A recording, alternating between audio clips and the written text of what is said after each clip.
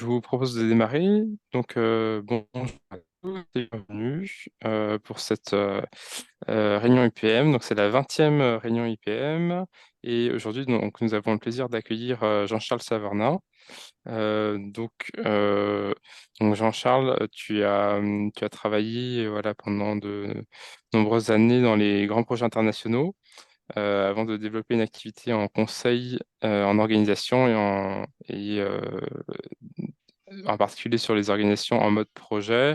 Et tu es notamment impliqué dans les questions de gestion de projet, de contract management et auteur de plusieurs ouvrages sur le sujet et également impliqué dans la rédaction du guide PMBOK.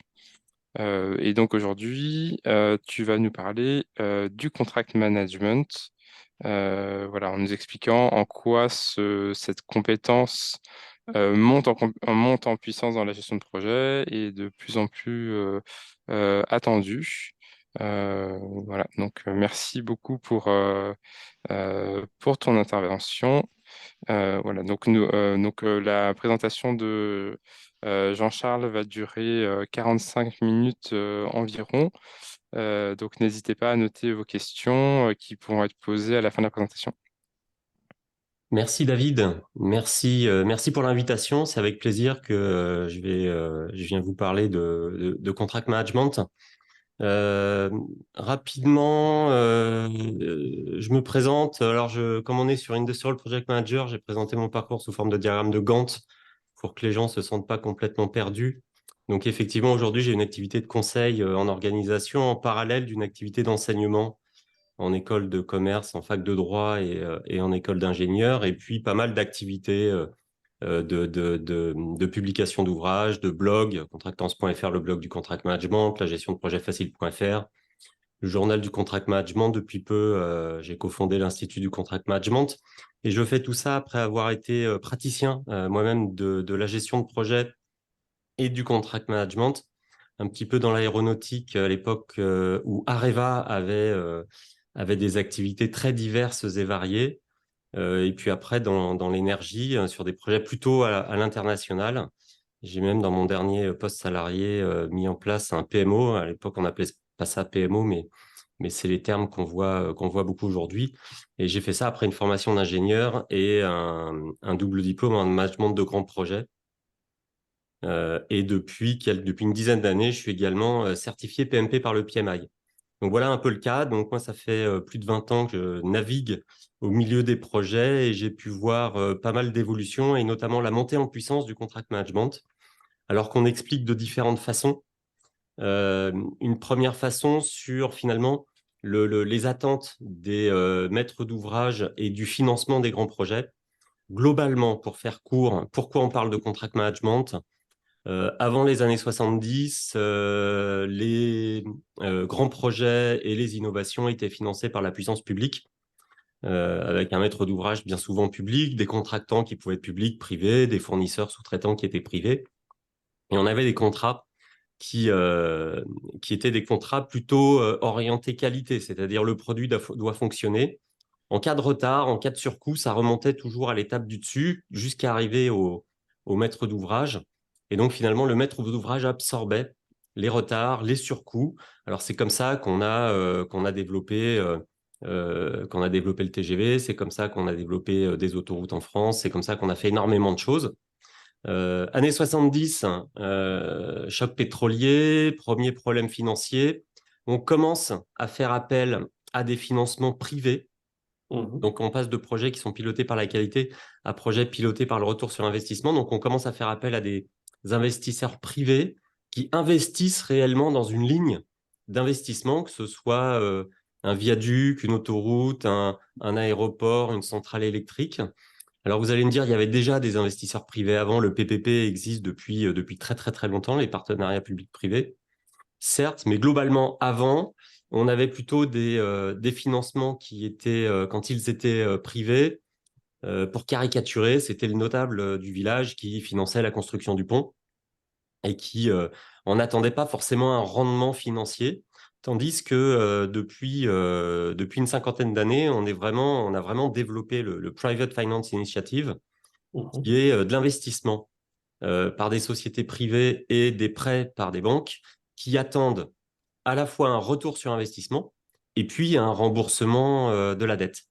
Et donc, on se retrouve avec des sociétés-projets qui sont créées, qui sont finalement aujourd'hui des entreprises privées, des entités légales, des fameuses SPV, Special Purpose Vehicle, des sociétés-projets à qui on dit, moi, investisseur, j'ai 5% de rentabilité escomptée, donc il n'y a pas de décalage, et il n'y a pas de surcoût. Et en cas de surcoût du projet, moi, je ne remets pas d'argent dedans puisque j'attends ma rentabilité de X%. 5% si on prend cet exemple-là. Et donc, on se retrouve avec une maîtrise d'ouvrage sous la forme d'une société projet qui se dit, je vais commencer à passer des risques à mes sous-traitants, à mes contractants. Et donc, on passe dans une logique où, historiquement, avant, on passait des contrats de produits ou de référence, de part number, à des contrats plus de performance ou de système, avec une logique où on va cascader les risques dans les strates inférieures de l'organisation et de la supply chain du projet. Et comment ça s'est vu? Alors, ça s'est vu selon de différents angles. Un premier angle purement contractuel, c'est que les clients ont commencé à appliquer les pénalités de retard parce qu'il fallait compenser les retards. Donc, on commence à avoir l'application des pénalités de retard. Et il y a un autre volet beaucoup plus commercial et marketing, c'est que les sociétés ont commencé à communiquer sur le fait qu'ils vendaient des systèmes et plus des produits. Et donc là, les services marketing l'avaient bien compris.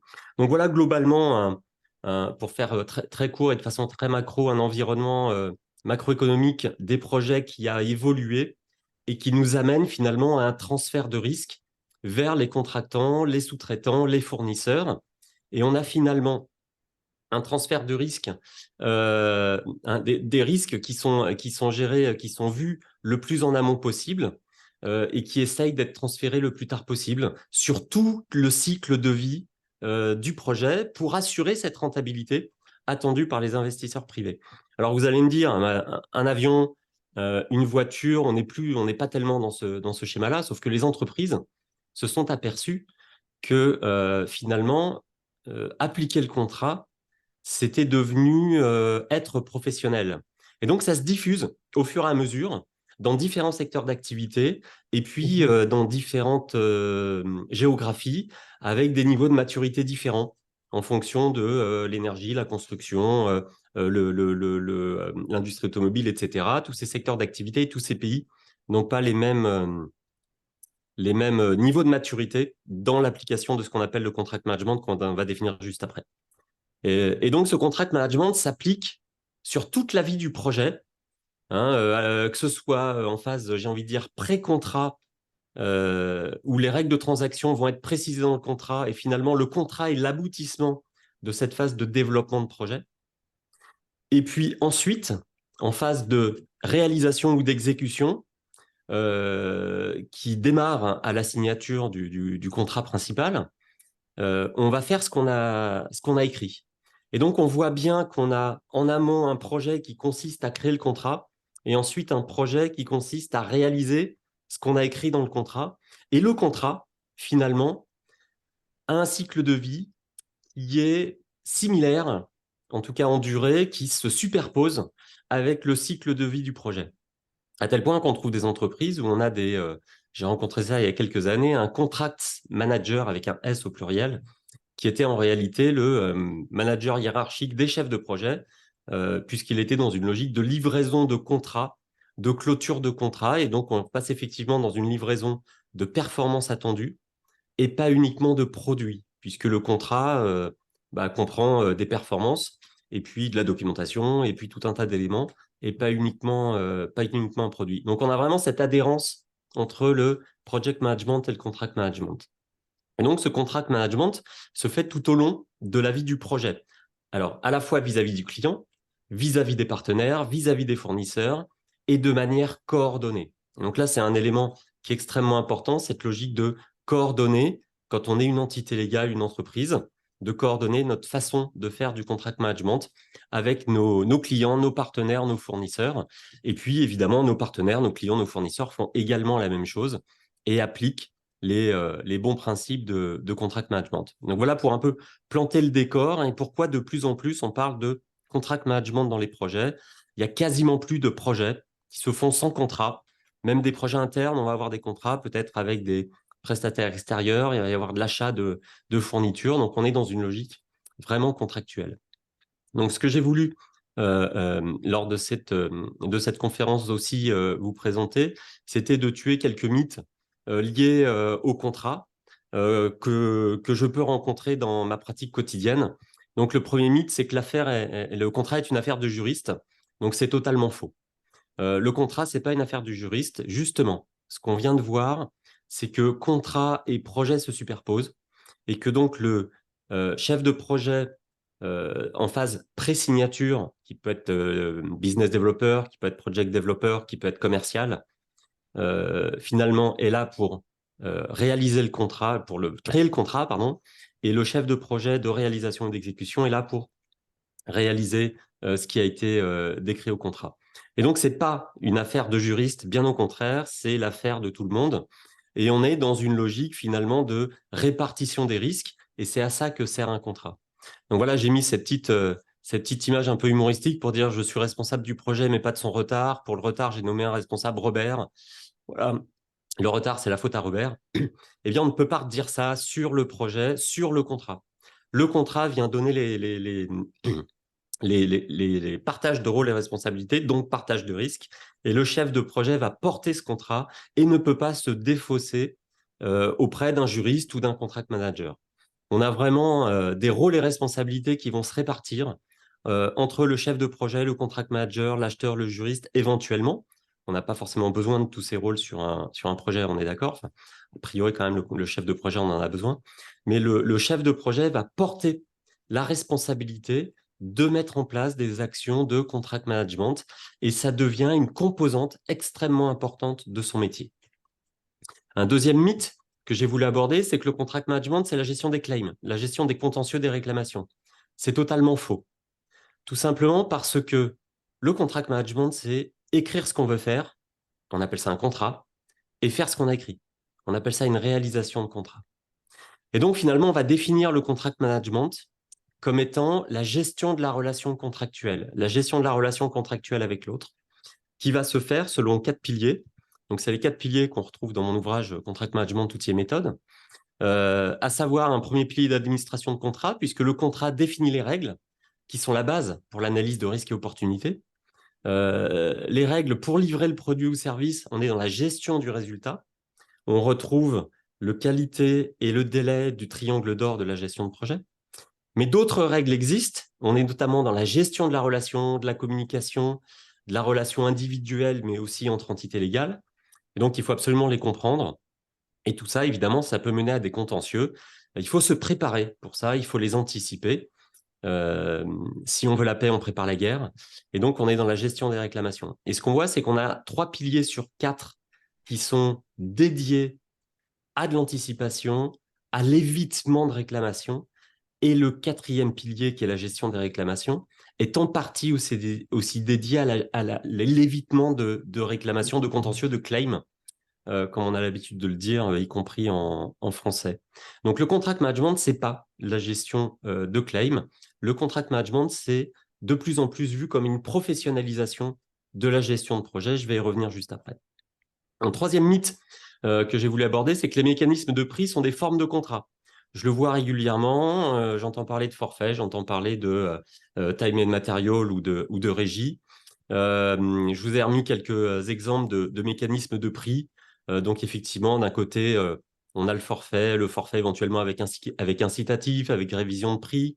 À l'autre extrême, on a la régie qu'on appelle en général time and material, dans lequel finalement on va rembourser, parfois on l'appelle open book aussi, on va rembourser à son sous-traitant, son fournisseur, en fonction de ses coûts d'achat, avec une petite marge qui peut être un pourcentage ou un fixe. Et puis entre les deux, bah, on a tout un mix qu'on peut imaginer avec du remboursable plus ou moins forfaitaire, avec des incitatifs, avec des honoraires de sélection, avec des objectifs de coûts, etc. Mais là, on parle finalement de mécanismes de prix. Et on peut tout à fait mixer ces différents mécanismes de prix au sein du même contrat. Donc, ces mécanismes de prix, la logique de parler de forfait ou de remboursable ou de régie, n'a rien à voir avec une forme de contrat. Ceci étant, et c'est ce que j'ai voulu représenter sur cette page, ceci étant, en fonction du partage de risque et en fonction du risque que chacun est prêt à prendre en termes de risque client ou de risque fournisseur, on va privilégier un forfait ou on va privilégier une régie.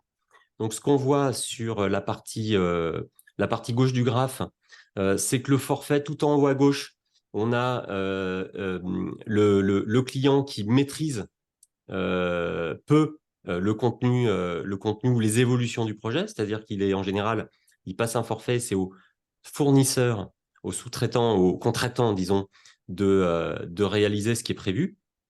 Et donc, le contractant prend un maximum de risques si jamais il y a des choses à faire évoluer. Si on est sur de la régie, à l'autre extrême, c'est le client qui va porter un maximum de risques finalement, parce que s'il y a des augmentations de délai, si c'est un peu plus compliqué à faire, ben on va passer plus de temps, on va acheter plus de matière, on va passer plus d'heures, et donc le client va rembourser, va payer son fournisseur sur tous ces éléments-là. Et donc c'est pour ça peut-être il peut y avoir confusion entre les typologies de contrats et les mécanismes de prix.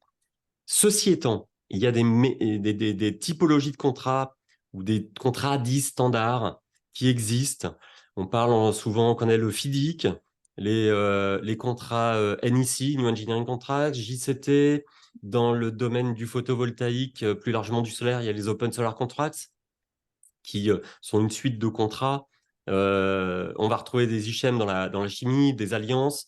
En France, on a depuis quelques années les marchés globaux de performance qui se sont développés. Donc, on a des typologies de contrats ou des standards, mais on fait ce qu'on veut avec, et notamment sur les mécanismes de prix. On peut mixer dans le même contrat en fonction de différents types de prestations, de la régie, du forfait, de l'incitatif, de la révision de prix, etc., etc. Donc, c'est ce qu'on voit. Voilà, j'ai voulu passer 3 mythes en revue rapidement avec vous ce soir. Et puis ensuite, bifurquer sur finalement le contract management et le chef de projet. Donc, on est dans un événement Industrial Project Manager. Le sujet, c'est pas de se dire à quoi sert un contract manager, mais finalement, comment le chef de projet peut se positionner par rapport à ce contract management. Est-ce qu'il a besoin de compétences? Comment ça se passe? Est-ce qu'il y a une réelle évolution dans les pratiques du chef de projet? Alors, pour ce faire, je suis reparti finalement du PMI, Project Management Institute, en regardant le PMBOK donc le PMBOK Guide, qui est l'ouvrage de référence du Project Management Institute, Project Management Institute américain qui vient certifier un certain nombre de chefs de projet PMP, dit Project Management Professional. Eh bien, ce PMBOK possède une extension qui est pas forcément très connue, en tout cas qui est beaucoup moins connue que le PMBOK Guide, et qui s'appelle Construction Extension. Donc, c'est une extension du document pour les métiers de la construction. Et donc, ce qui est intéressant, c'est que si on fait une analyse du contenu de chacun des deux documents, et notamment les groupes de processus et les knowledge areas de ces documents-là, vous voyez apparaître de manière en noir plus foncé les éléments qu'on retrouve dans l'extension construction et qui ne sont pas dans le PMBOK Guide de base. Et on voit notamment les lignes 14 et 15 qui correspondent pour la ligne 14 à tout ce qui est santé, sécurité, environnement. Effectivement, qui touche beaucoup les projets de construction et plus largement, j'ai envie de dire, les projets industriels aussi. Et puis, la partie financière des projets qui correspond au financement de projets. Donc, on ne voit pas apparaître le contract management très clairement dans ces documents-là. Par contre, le contract management et les termes contrat sont dans ces documents-là et je me suis livré à une analyse sur deux versions différentes de cette extension construction, la version 2007 et la version 2016 qui est la dernière. Et ce qu'on voit, c'est qu'on a une réduction d'occurrence du terme claim management qui était présent 13 fois dans l'émission 2007 et qu'on ne retrouve plus dans l'édition 2016. Le terme claim, lui, est aussi en baisse en termes de nombre d'occurrences. L'expression contract management reste épisodique, vraiment, c'est anecdotique. Et par contre, le terme contrat, lui, s'est énormément développé entre 2007 et 2016. Donc, on voit l'importance que prend le contrat au sein des projets dans la partie extension, construction des pratiques du PMI. Alors, je ne vous ai pas présenté la même analyse sur le PMBOK Guide, puisqu'on retrouve finalement pas beaucoup d'occurrence du terme contrat, pas d'occurrence du terme claim. Il y a très peu d'évolution en fait sur les différentes versions par rapport à ces terminologies-là, qui, on le voit, sont dédiées au volet construction. À mon sens, il y a une évolution à avoir, et j'ai des discussions avec le Project Management Institute à cet égard-là. Il doit y avoir une évolution sur l'intégration du contract management plus largement dans les pratiques de chef de projet. Pourquoi? Parce que le métier de contract manager, et on le voit dans les offres d'emploi, se développe de plus en plus, y compris dans des métiers où on ne les attend pas forcément. Je pense à la banque, à l'assurance, aux télécommunications. Et donc, une fois qu'on a dit ça, mais c'est quoi la suite? C'est quoi la suite de l'évolution? La suite, c'est la prospective, c'est quoi? De quoi on parle? On va parler de contrat agile, on va parler de contrat d'alliance. C'est vraiment des vocabulaires qui se développent Oui. de plus en plus. On va parler de smart contracts avec les notions de blockchain. On va parler d'integrated project delivery, pour lequel, si je ne m'abuse, Jérémy Averrousse avait été invité par le groupe Industrial Project Management pour faire un exposé sur le sujet, puisque finalement, on se retrouve dans une logique où on n'est plus tellement dans une relation contractuelle, mais on est vraiment dans une relation de gestion de risques et d'opportunités. Et quand je dis gestion, ce n'est pas forcément partage, mais en tout cas de gestion de risques et opportunités. Et tout ça, ça va nous amener à un besoin de développement de compétences pour les chefs de projet en termes de contract management. Et donc, comment le chef de projet peut faire pour développer ses compétences en contract management? Il y a plusieurs biais. Il y a les biais classiques de développement de compétences que je vais vous montrer tout de suite. J'ai orienté évidemment, comme c'est mon métier, de développer les compétences, de former, d'ouvrir des ouvrages. J'ai orienté sur mes publications et puis mes participations académiques. Donc, notamment quelques ouvrages, Contract Management, outils et méthodes, qui a été traduit en anglais il y a quelques mois. Un ouvrage sur arrêter de suivre vos projets, pilotez-les. Il y a la mise en place du contract management, puisque de plus en plus, il faut mettre en place des départements. Et les entreprises doivent monter en compétence sur le contract management. Un ouvrage sur le leadership du chef de projet, un blog, contractance.fr, le blog du contract management, un blog sur la gestion de projet facile, qui aborde tous ces éléments-là, aborde évidemment le volet project management, mais contract management, puisque c'est quelque chose qu'on ne peut plus dissocier. On ne peut plus les dissocier l'un de l'autre. Donc, il y a l'apprentissage du chef de projet peut se faire par la lecture, peut se faire par des vidéos ou des publications mise à disposition gratuitement, et également via la formation. Alors, moi, j'ai développé une formation complète au contract management en ligne, disponible en ligne avec des exemples de réclamation de contract management plan, une quinzaine d'outils. Je suis ravi d'offrir 10% aux membres du groupement IPM, du club IPM, jusqu'à la fin de l'année 2023. C'est une formation qui va rentrer dans le détail et qui est à destination finalement des chefs de projet pour les ouvrir à cette matière de contract management. Alors, je vous le disais, j'interviens dans différents établissements, notamment à Assas, qui dispose aussi d'un diplôme universitaire contract management et qui a aussi un autre diplôme universitaire dédié à la construction et qui est lié au contract management spécifiquement dans la construction. J'arrive au bout de ce que je voulais dire. Alors, je suis allé plus vite que les 45 minutes qui avaient été prévues au début, à dessein pour pouvoir profiter d'échanges avec vous tous, de questions-réponses et finalement d'un moment peut-être un peu plus convivial et interactif.